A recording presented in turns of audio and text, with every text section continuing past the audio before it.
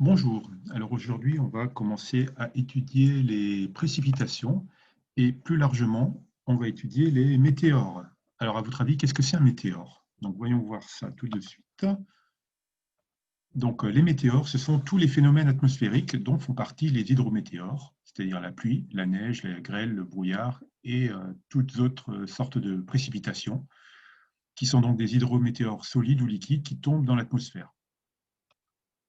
Alors, on distingue aussi comme météores les électrométéores, donc ce sont les éclairs, le tonnerre, la foudre des orages. Les lithométéores, donc c'est tout ce qui est poussière, sable, volcan, météorite. Donc par exemple une tempête de sable, c'est un lithométéore. Voilà. Et on a enfin les photométéores, pour être tout à fait complet, avec les arcs-en-ciel et les mirages. Alors, pour rentrer plus précisément dans les précipitations, comment est-ce qu'on les mesure? On les mesure, on les mesure avec un pluviomètre qui mesure en millimètres les précipitations et qui est relevé chaque jour, principalement pour la pluie. Donc, étudions maintenant la classification des précipitations. Et donc, on va étudier donc, les symboles des précipitations, leur nom, leur code, et on va voir quels sont les nuages qui sont à l'origine de ces précipitations. Donc, notons tout de suite que les cirrus, les cirrocumulus, les cirrostratus et les cumulus, donc les cumulus humilis, les petits, pas les tower cumulus, cumulus humilis ou les cumulus mediocris, ne provoquent pas de précipitations. On a donc pour commencer la bruine, en anglais drizzle, code DZ. Donc dans les messages météo, vous aurez les lettres DZ. Donc c'est une forme de pluie très fine qu'on trouve dans les stratus et aussi dans le brouillard. On a ensuite la pluie, donc plus généralement, donc rain en anglais, RA, qui sont provoqués par ce qu'on avait appelé dans une vidéo précédente les nuages féminins, donc les nimbostratus, mais aussi les nuages masculins, les cumulonimbus et les cumulus congestus, tower cumulus, et accessoirement, de temps en temps, dans certains altocumulus, altostratus, stratocumulus ou stratus. Mais donc principalement dans les nuages à fort développement vertical. Donc féminin nimbostratus et masculin cumulonimbus et tower cumulus. On a ensuite la neige. Donc la neige en anglais se dit snow et le code c'est donc SN. Donc là on les trouve principalement dans les nuages féminin. Donc on va retenir principalement le nimbostratus. Et on a aussi les granules de glace qu'on trouve dans le même type de nuages, nimbostratus et altostratus de temps en temps. On continue avec la grêle qui se dit hail en anglais, donc GR, ou le grésil aussi, donc le code c'est GS, ce sont des petits grêlons, quand les grêlons font moins de 5 mm c'est du grésil, sinon en règle générale c'est de la grêle, et donc là ce sont plutôt des nuages masculins, d'accord, donc cumulonimbus et tower cumulus. Enfin, on a les averses, donc les averses en anglais showers, c'est SH, qu'on trouve dans les nuages cumulonimbus et tower cumulus.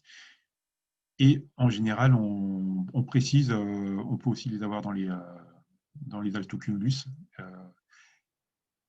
Ils précisent en général les précipitations. Donc, par exemple, quand on a des averses de pluie, on va voir le code SHRA. Voilà. Alors là, on a vu les principales précipitations et leurs codes dans les messages. On va voir aussi les codes sur les cartes aéronautiques, donc sur les cartes de météo. Donc sur les cartes météorologiques, on a donc pour la bruine une petite virgule. Ensuite, pour la pluie, on a les 3 barres parallèles que vous voyez. Donc ça c'est facile, on imagine de la pluie qui tombe sous un nuage. Pour la neige, c'est une petite étoile, donc vous voyez, ça ressemble à un petit flocon hexagonal. Et ensuite, on a le triangle avec la pointe vers le haut pour la grêle et le triangle avec la pointe vers le bas pour les averses. Alors, pour mémoriser ça, je vous propose d'imaginer que le triangle avec la pointe sur le haut se trouve sur l'accent circonflexe du E de grêle et le triangle vers le bas sur le V de averse. Voilà. Pour être complet sur la classification des précipitations, précisons aussi qu'on a aussi des phénomènes d'obscurcissement. Donc, on a le brouillard, en anglais fog, FG. On a la brume, en anglais mist, et donc là le code français c'est BR, et vient du français brume BR. On a la brume sèche, en anglais haze, dont le code est HZ. Et on a d'autres phénomènes qui sont principalement des dépôts. Donc on a les dépôts de rosée, la pluie le matin, c'est dew, donc on l'avait déjà vu avec le point de rosée, le dew point. On a le givre avec le rime en anglais, donc vous imaginez, je sais pas moi, du rimel, sur les lèvres pour imaginer le givre. Et le verglas, donc le verglas, c'est la glace, hein, donc c'est ice, black ice ou glaze en anglais. Donc, c'est 3 types de mots que vous pouvez trouver lors de l'examen au BIA. Alors, voyons ce que ça nous donne comme question à l'examen. Alors, première question qui est tombée plusieurs fois. Hein, voilà, la dernière fois qu'elle est tombée, c'était en 2009. Donc, les nuages d'orage, ce sont les stratus, les cirrus, les cumulonimbus ou les cumulus. C'est assez général, c'est assez facile, ce sont les cumulonimbus, d'accord.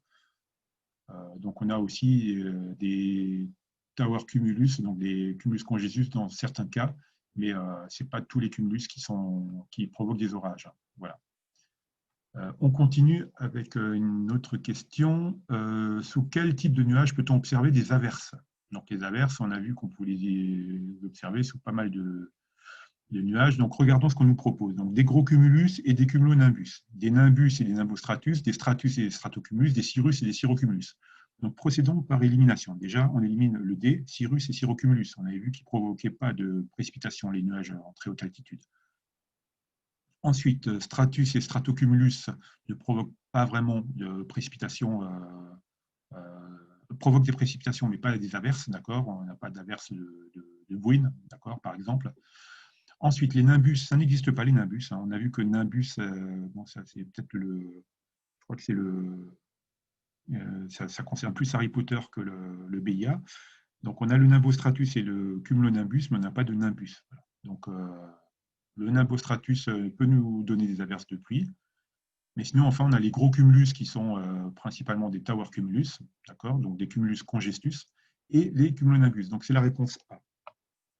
Enfin, dernière question qui est tombée en 2018, la dernière question de météo à l'épreuve de 2018.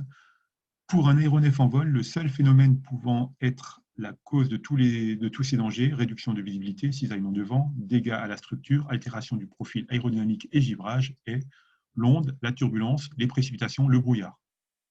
Eh ben, ce sont les précipitations.